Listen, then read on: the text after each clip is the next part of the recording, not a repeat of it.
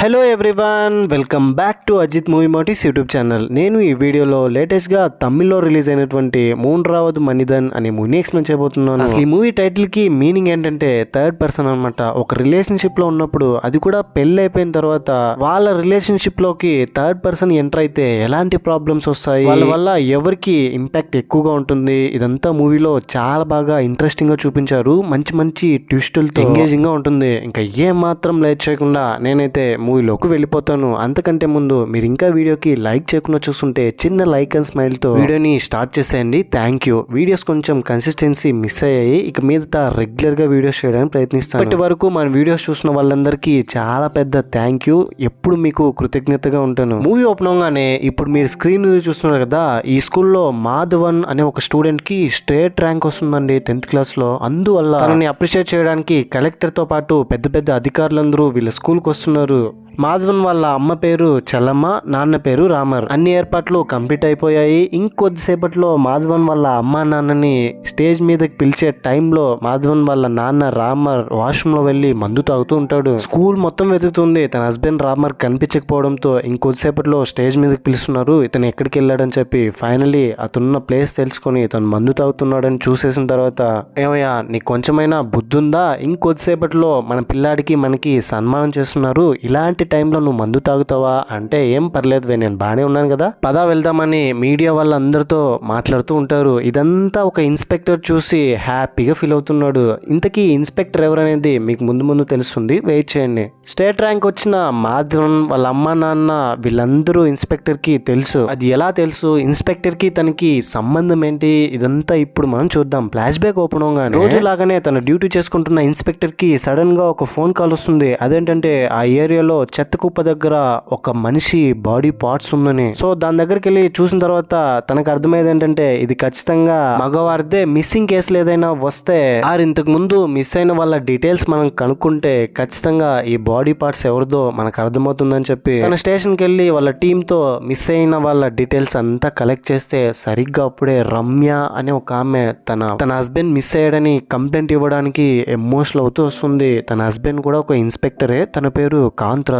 So ఇప్పుడున్న inspector కి ఆ బాడీ పార్ట్స్ ఒకవేళ కాంతరాజ్దే అయి ఉంటుందా, అసలు కాంతరాజ్ ఎలా మిస్ అయ్యాడు, తన గురించి డీటెయిల్స్ చెప్పమని రమ్యని తను అడిగితే, రమ్య కూడా బేసిక్ డీటెయిల్స్ ని ఇన్స్పెక్టర్ కి ఎక్స్ప్లెయిన్ చేసి కాంతరాజ్ ఎలా మిస్ అయ్యాడు అనేది ఎక్స్ప్లెయిన్ చేస్తుంది. దాంతో ఇన్స్పెక్టర్, ఓహో అలాగా, సరే ఓకే, మీకు ఎవరి మీదైనా అనుమానంగా ఉందా, మీ భర్త మిస్ అవ్వడానికి ప్రాపర్ రీజన్ మాకంటే మీకే తెలిసే ఛాన్సెస్ ఎక్కువగా ఉంది, బాగా ఆలోచించి నువ్వే చెప్పు, మీకు శత్రువులు ఎవరైనా ఉన్నారా అంటే, రమ్య కొంచెం ఆలోచించి, శత్రువులు అంటూ ఎవరూ లేరు, మరీ చంపేంత, కానీ నాకు ఒకరి మీద అనుమానంగా ఉంది. వాళ్ళు ఎవరంటే, మా ఇంట్లో చలమ్మ అనే ఒక పని ఆమె పనిచేస్తుంది.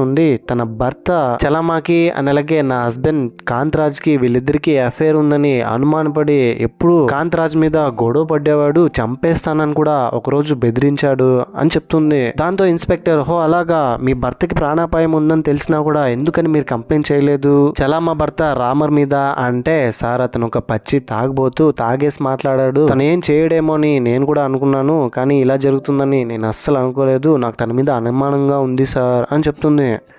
సరే మీరు ఇంటికి వెళ్ళండి, ఏదో ఒకటి మేము ప్రాపర్ ఇన్వెస్టిగేషన్ చేసి మీ భర్త ఎక్కడున్నారు, ఒకవేళ తను చనిపోయి ఉంటే ఎవరు చనిపోయారు అనేది మా ఇన్వెస్టిగేషన్లో తెలుస్తుందని రమ్యని ఇంటికి పంపించేస్తాడు. ఆ తర్వాత ఇన్స్పెక్టర్ రామర్ని స్టేషన్ పిలిపించి, కొంతమంది కానిస్టేబుల్ని తన దగ్గరికి పంపించి స్టేషన్ తీసుకొచ్చి ఎంక్వైరీ చేస్తే, అతను ఏం చెప్తాడంటే, సార్ ఆ కాంతరాజ్ రమ్య వల్లనే మా ఫ్యామిలీ మొత్తం నాశనం అయిపోయింది సార్ అని చెప్పడం స్టార్ట్ చేస్తాడు. యాక్చువల్గా ఏం జరిగింటుందంటే, రామర్ తన ప్రొఫెషన్ వచ్చేసి టైలరింగ్. ఇంట్లో వాళ్ళు తనకి 30కి పైన వయసు అయిపోతుందని చెప్పి పెళ్లి సంబంధాలు చూస్తూ ఉంటే ఒక్కటి కూడా సెట్ అవ్వట్లేదండి. ఫైనల్ గా ఒకరోజు ఒక పెళ్లి సంబంధం చూడడానికి, పెళ్లి చూపులకి ఏ స్వీట్ తీసుకెళ్ళాలి అని చెప్పి తనకి తెలిసిన ఒక బేకరీ అమ్మాయికి ఫోన్ చేసి అడుగుతాడు, పెళ్లి చూపులకి ఎలాంటి స్వీట్ తీసుకెళ్తే బాగుంటుందని. ఏంటి మరి తింగరోల్లో ఉన్నాడు, పెళ్లి చూపులకి ఎలాంటి స్వీట్ తీసుకెళ్లాలో నన్ను అడుగుతున్నాడు ఏంటి అని చెప్పి, సరే మిక్చర్ బూందీ తీసుకెళ్ళు బాగుంటుంది అని చెప్తుంది. రామర్ దాన్ని సీరియస్ గా తీసుకుని పెళ్లి చూపులకి మిక్చర్ బూందీ తీసుకెళ్తాడు. ఇంతకీ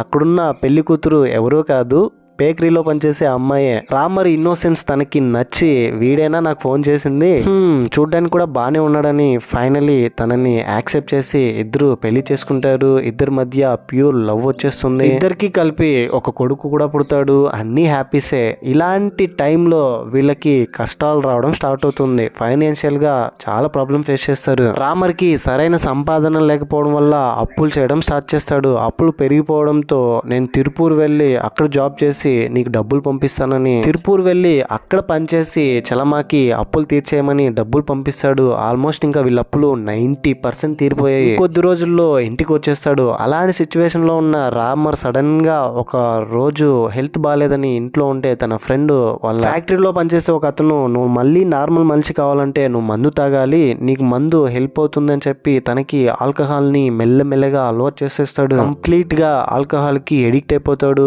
ఇంటికి వచ్చినా కూడా మానుకోడు. చలమ్మకి చాలా కోపం వస్తుంది రామర్ మీద.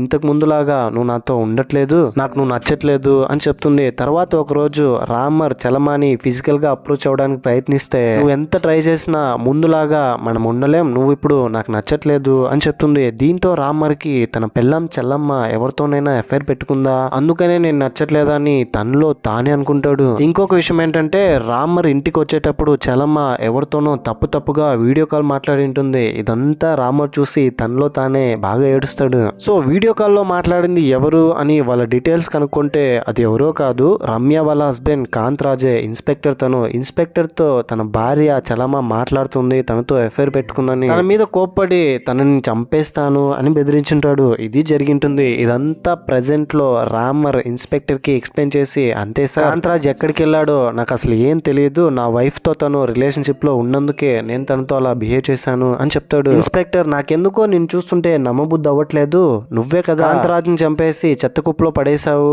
అంటే, సార్ మీరు ఏం మాట్లాడుతున్నారు, నాకు కొంచెం మంది ఇప్పించండి నేను తాగుతాను అని అంటాడు. దీంతో వీళ్ళకి అర్థమైంది ఏంటంటే రామర్ ఫేషియల్ ఎక్స్ప్రెషన్ చూసి ఒకవేళ ఇతనే కాంత్ రాజ్ ని చంపింటే ఖచ్చితంగా వీడు స్టేషన్ కి వచ్చేటప్పుడే భయపడింటాడు, కానీ వీడి కళ్ళల్లో కొంచెం కూడా భయం కనిపించట్లేదు, పైగా తాగడానికి మందు అడుగుతున్నాడు. ఇతని కాన్సన్ట్రేషన్ మొత్తం ఇప్పుడు మందు మీదే ఉందని అతన్ని స్టేషన్ నుంచి పంపించేస్తారు. వచ్చేస్తే సరిగ్గా అప్పుడే ఇన్స్పెక్టర్ కి ఒక ఫోన్ కాల్, ఒక చెట్టు కింద ఒకరి మొండెం కాలిపోయి కనిపించింటుంది. స్పాట్ కి వెళ్ళి ఆ మొండెం ఎవరిది అని ఫోరెన్సిక్ రిపోర్ట్ కి పంపిస్తే కాంత్ రాజ్ తో మ్యాచ్ అవుతుంది. ఇంతకు ముందు దొరికిన బాడీ పార్ట్స్, ఇప్పుడు దొరికిన మొండెం ఇదంతా కాంత్ రాజ్ దని కన్ఫర్మ్ చేసుకుంటారు. ఇప్పుడు ఇన్స్పెక్టర్ కున్న క్వశ్చన్ ఏంటంటే, చంపేసింది కాంత్ రాజ్ నే, కాంత్ రాజ్ ని చంపాల్సిన అవసరం ఎవరికి ఉంది, ఎవరు చంపింటారు అనేది ఇన్వెస్టిగేషన్ లో తెలియాల్సి ఉంది.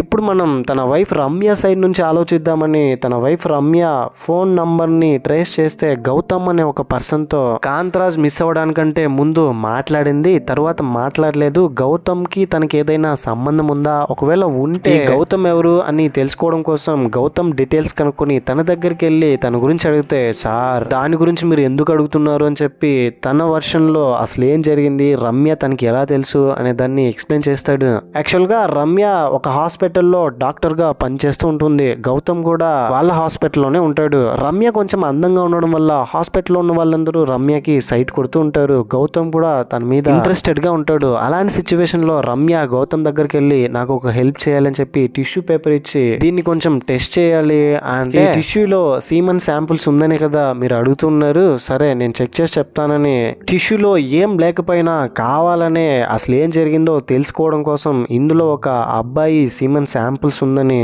రమ్యకి చెప్తాడు. రమ్య దాంతో చాలా కోప్పడుతుంది, బాధపడుతుంది కూడా.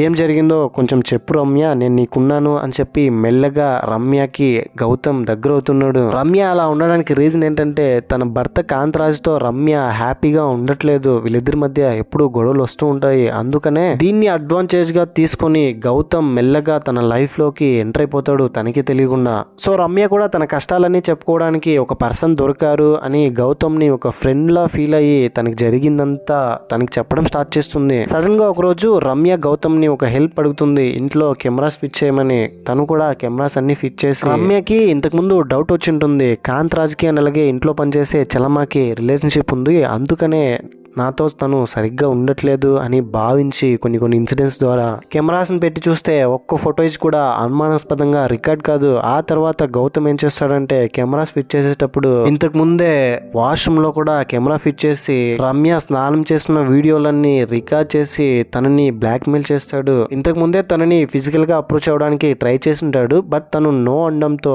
ఇప్పుడు తన ఒరిజినాలిటీని చూపించి వీడియో చూపించి ఈ వీడియో అందరికీ షేర్ చేస్తాను, నేను చెప్పినట్టు నువ్వు నడుచుకోవాలి అంటే రమ్య భయపడి తనని ఇంటికి పిలిపించి 3 లక్షలు ఇచ్చి దయచేసి వీడియోస్ ని డిలీట్ చేయి అని చెప్తుంది.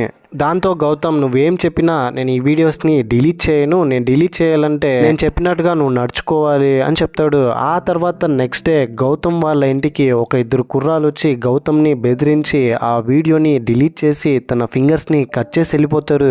దాంతో అప్పటి నుంచి గౌతమ్ తన మీదకి మనుషులు పంపించింది రమ్యనే. రమ్య తన దగ్గర ఉన్న ఫుటేజ్ని డిలీట్ చేయడానికి 2 కుర్రాలను పంపించి నా ఫింగర్స్ని కూడా కట్ చేయించింది. ఇది సార్ జరిగింది. అప్పటి నుంచి నేను రమ్య గురించి కూడా ఆలోచించలేదు, తనని కలవలేదు, నాకు తనకి అప్పటి నుంచి ఏం సంబంధం లేదు అని గౌతమ్ ఇన్స్పెక్టర్ తో ఎక్స్ప్లెయిన్ చేస్తాడు. ఇంతటితో ఇంటర్వెల్. సెకండ్ హాఫ్ లో కొలేబోయే ముందు మీకు గనక నా ఎక్స్ప్లెనేషన్ నచ్చితే మరిన్ని ఇలాంటి కైండ్ ఆఫ్ ఎక్స్ప్లెనేషన్ వీడియోస్ కోసం మన ఛానల్ని సబ్స్క్రైబ్ చేసి బెల్ ఐకాన్ క్లిక్ చేసేయండి. Thank you. Second half open ఆ తర్వాత రమ్యతో మీరేనా ఆ 2 కుర్రాలకి డబ్బులు ఇచ్చి వీడియోని డిలీట్ చేయించారు, ఎందుకని ఇదంతా మీరు నాతో చెప్పలేదు అంటే, సార్ నాకు వాళ్ళకి అసలు ఏం సంబంధం లేదు, నేను వాళ్ళని ఇంతకు ముందు చూడలేదు, వాళ్ళకి నాకు ఎటువంటి సంబంధం లేదు అని చెప్పేస్తుంది. ఆ తర్వాత ఏం చేయాలో అర్థం కాక కన్ఫ్యూజన్ లో ఉన్న టైంలో ఇన్స్పెక్టర్ కి అంతవరకు కాంతరాజ్ వాడిన మొబైల్ దొరుకుతుంది. ఆ మొబైల్ ఎవరి దగ్గర ఉందో వాడిని విచారిస్తే ఈ మొబైల్ ఎలా దొరికిందని అడిగితే నాకు ఒక సేల్స్ మ్యాన్ దీన్ని సేల్ చేశాడు, నేను డబ్బులు తీసుకున్నాను అని చెప్తాడు. ఇంతకీ ఆ సేల్స్ మ్యాన్ ఎవరూ కాదు, రామరే డబ్బులకి మందు తాగడానికి ఆ మొబైల్ ని అమ్మేసింటాడు. ఈ మొబైల్ ఫోన్ నీ దగ్గరికి ఎలా వచ్చింది అని రామర్ని అడిగితే, సార్ ఈ మొబైల్ ని నా వైఫ్ చలమా యూజ్ చేస్తుండే సార్, తన మొబైల్ అనుకుని అమ్మేశాను సార్ అని చెప్తాడు. ఆ తర్వాత చలమాని స్టేషన్ పిలిపించి తనని అడిగితే తనేం చెప్తుందంటే, చలమా అలాగే కాంతరాజ్ వీళ్ళిద్దరూ ఫ్రెండ్లీగానే రిలేషన్షిప్ లో ఉండింటారు. సడన్ గా రమ్య చలమాని పని మంచిగా రావద్దు అని చెప్పడంతో కాంతరాజ్ చలమాని గుళ్ళో మీట్ అయ్యి తనకి దగ్గర అవుతూ ఉన్నాడు. చలమా కూడా తన భర్త రామర్ బాగా డ్రింక్ చేసి తన దగ్గరకు వచ్చి అసభ్యమైన పనులు చేయడంతో మెల్లగా తను కూడా కాంతరాజ్ తో ఉండడానికి తనతో కలిసి టైం స్పెండ్ చేయడానికి ఇష్టపడుతూ ఉంటుంది. సార్ ఇంతే సార్ జరిగింది, ఇంతకు మించి మా మధ్య ఏం లేదు అని చలమా ఇన్స్పెక్టర్ తో చెప్తుంది. ఆ తర్వాత ఒక 2 గౌతమ్ దగ్గరికి వెళ్ళి తన ఫింగర్ కట్ చేసి వీడియో డిలీట్ చేసి ఉంటారు కదా కుర్రాళ్ళు, వాళ్ళని పట్టుకొని వాళ్ళని విచారిస్తే వాళ్ళేం చెప్తారంటే, సార్ మమ్మల్ని అలా చేయమనింది రమ్య కాదు చలమా అని చెప్తుంది. దీంతో ఇన్స్పెక్టర్ కి పెద్ద షాక్, ఏంటి ఇంతవరకు చలమ్మ ఏం తెలియదని చెప్పింది, గౌతమ్ దగ్గరికి మనుషులు పంపించింది రమ్యను కాదు రామరు కాదు చలమానా అని చెప్పి, అసలు చలమా మీకెలా పరిచయం, తను మీకే ఎందుకు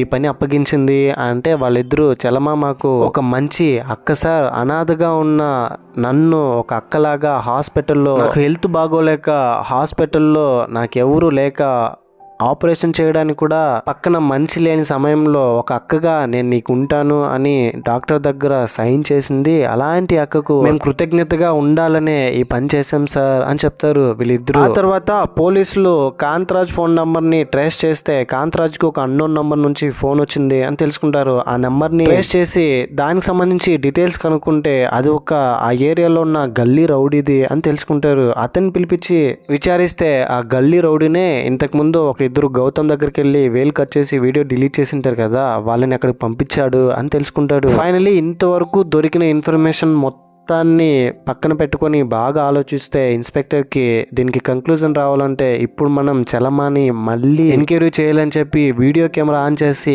మళ్ళీ అసలు ఏం జరిగిందో క్లియర్ కట్గా నాకు చెప్పు అని చెప్పమంటారు. నువ్వు ఎంత త్వరగా నిజం చెప్తే నీకే మంచిది. గౌతమ్ దగ్గరికి 2 కుర్రాలు వెళ్ళారు కదా, వాళ్ళకి నీకు సంబంధం ఉందని వాళ్ళే నాతో చెప్పారని, నువ్వు ఈ 2 కుర్రాలతోనూ రిలేషన్షిప్ లో ఉన్నావు, కాంతరాజ్ తోనూ రిలేషన్షిప్ లో ఉన్నావు, నీ ఫిజికల్ నీడ్ వల్లనే ఇదంతా నువ్వు చేసావు.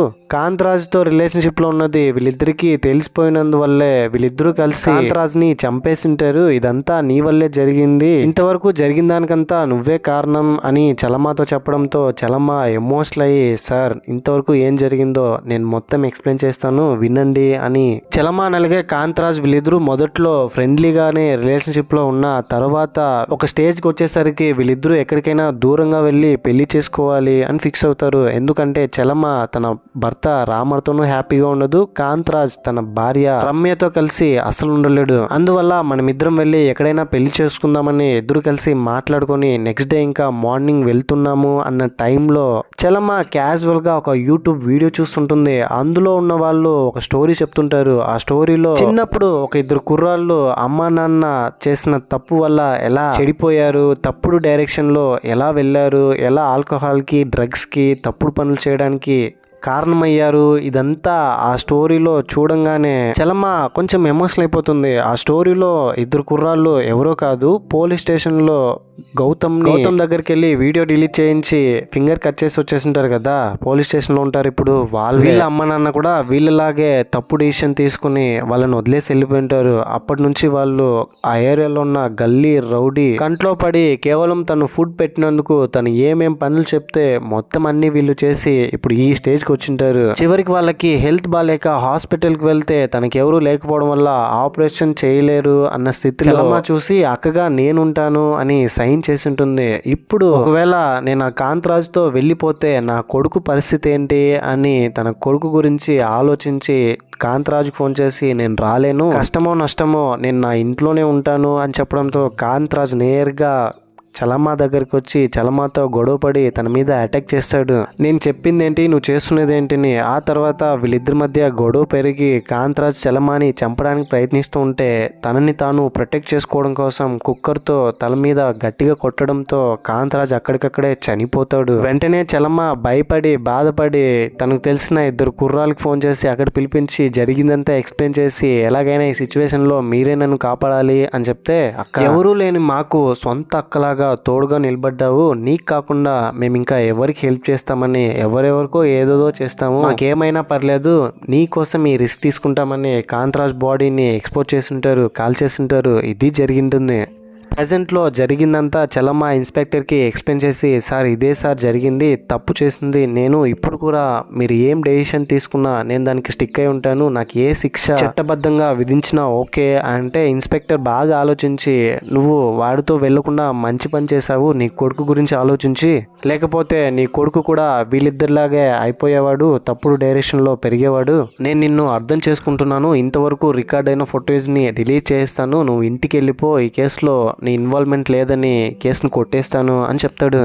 ఆ తర్వాత చలమ తమ్ముళ్ళు అనుకున్న వాళ్ళిద్దరూ జైల్లోనే ఉంటారు. కొద్ది రోజులకి చలమ కొడుకు మాధవన్ స్టేట్ ఫస్ట్ వస్తాడు 10th లో. మీరు మూవీ మొదట్లో చూసారు కదా, అది ఎవరో కాదు చలమ కొడుకుకే వచ్చింటుంది స్టేట్ ఫస్ట్ ర్యాంక్. చూసారా, ఇప్పుడు తన తల్లి తన దగ్గర ఉన్నందువల్ల తండ్రి తాగుబోతైనప్పటికీ మంచి పెంపకం వల్ల ఇప్పుడు తను బాగా చదివి ఏకంగా స్టేట్ కే ఫస్ట్ వచ్చాడు. ఒకవేళ కాంతరాజ్ తో తను వెళ్ళిపోయింటే తను కూడా ఇంకో డైరెక్షన్ లో ఒక క్రిమినల్ గానో ఒక రేపిస్ట్ గానో టెర్రరిస్ట్ గానో మారేవాడేమో. చలమ అలాగే తన కొడుకు మాధవన్ వీళ్ళిద్దరూ కలిసి జైల్లోకి వెళ్ళి తను తమ్ముడుగా భావించిన ఇద్దరిని కలిసి వచ్చేవాళ్ళు. ఏదో ఒక రోజు వాళ్ళిద్దరూ జైల్లో నుంచి బయటకు వచ్చి మళ్ళీ మామూలు మనుషుల్లాగా మంచిగా బ్రతుకుతారు. ఇంతటితో మూవీ కూడా ఎండ్ అయిపోతుంది. ఈ మూవీపై మీ ఒపీనియన్ ఏంటి, నా ఎక్స్ప్లెనేషన్ మీకు ఎలా అనిపించింది అనే దాన్ని తప్పకుండా ఏదో ఒకటి కింద కమెంట్ బాక్స్ లో నాతో షేర్ చేసుకోండి. మూవీలో మంచి మెసేజ్ ఉందని నాకు అనిపించింది. అండ్ ఇలాంటి కైండ్ ఆఫ్ మరిన్ని మూవీ ఎక్స్ప్లెనేషన్ వీడియోస్ కోసం మన ఛానల్ని సబ్స్క్రైబ్ చేసి బెల్ ఐకాన్ క్లిక్ చేసేయండి. ఇంకో ఇంట్రెస్టింగ్ వీడియోతో మీ ముందు ఉంటాను. అంతవరకు నవ్వుతూ ఉండండి, నవ్విస్తూ ఉండండి, సేఫ్గా ఉండండి. Thank you. జై హింద్.